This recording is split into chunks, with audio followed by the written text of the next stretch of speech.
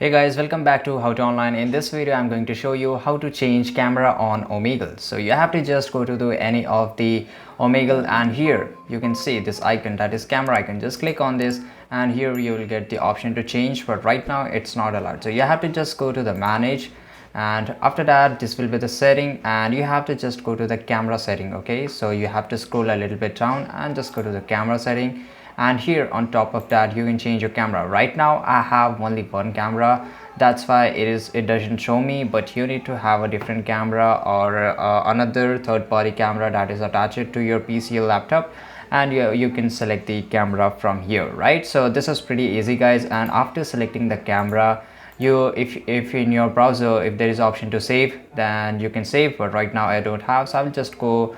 You can close it, but it will not get changed automatically. You have to close the browser. Okay, you have to close the browser and you have to restart your PC or laptop, and after that you will able to use that camera, right? So this is pretty easy. I hope you found this video really useful, and if you did, leave a comment down below. Make sure to like this video, subscribe our channel. See you guys in the next video.